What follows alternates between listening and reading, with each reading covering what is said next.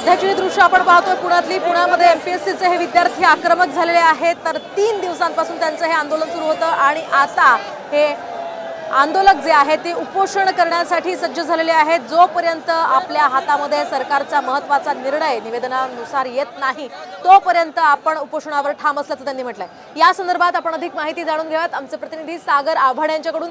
सागर, काय सध्याची परिस्थिती आहे? हे सगळे आक्रमक झालेले दिसत आहे आंदोलक। नक्कीच आपण जर पाहिलं तर आंदोलक जे आहेत त्या रस्त्यावरती मोठ्या संख्येने जमलेले आहेत आणि या ठिकाणी काही आयोजकांचा आणि पोलिसांची हुज्जत जी आहे ती या ठिकाणी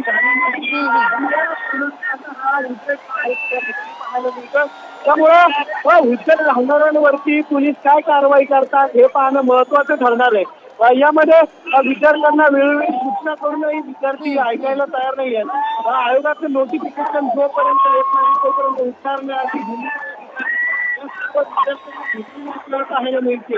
त्याच्यामुळे इथं आता जर बघितलं तर एक रस्ता जो आहे तो पूर्ण बंद करण्यात आलेला आपल्याला पाहायला मिळतोय आणि पूर्ण विद्यार्थी जे आहेत ते आता रस्त्यावरती उतरलेले आहेत आणि जोरदार घोषणाबाजी जी आहे ती या ठिकाणी सुरू आहे। आता या ठिकाणी घोषणाबाजी सुरू आहे, काय सांगणार?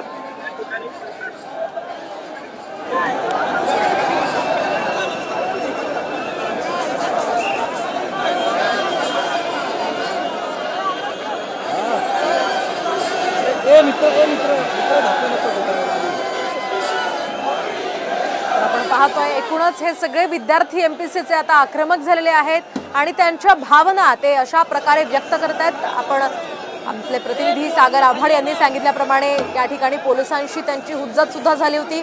अगदी सुप्रिया सुळे असू देत किंवा रोहित पवार असू देत आणि आता स्वतः शरद पवार सुद्धा यामध्ये लक्ष घालणार आहेत आणि एमपीएससीच्या या विद्यार्थ्यांच्या मागण्यांसाठी शरद पवार सुद्धा मैदानात उतरणार असल्याचं त्यांनी सकाळीच सांगितलेलं आहे। आणि या सगळ्या पार्श्वभूमीवर फडणवीसांनी खरं तर मध्यस्थी करण्याचा प्रयत्न केला होता। त्यांनी एमपीएससीला एक पत्र पाठवलं होतं, जी परीक्षा घेण्यात येते ती परीक्षा पुढे ढकलण्यात यावी या संदर्भातली मागणी त्यांनी या पत्राद्वारे केली होती। मात्र त्या संदर्भात अजूनही ठोस निर्णय झाला नाहीये। यासोबतच कृषी विभागातल्या ज्या जागा आहेत त्या सुद्धा या परीक्षेमध्ये वाढवण्यात यावा अशी सुद्धा एक महत्त्वाची मागणी या सगळ्या विद्यार्थ्यांची होती आणि ती सुद्धा मागणी पूर्ण न झाल्यामुळे हे सगळे विद्यार्थी आता आक्रमक झालेत।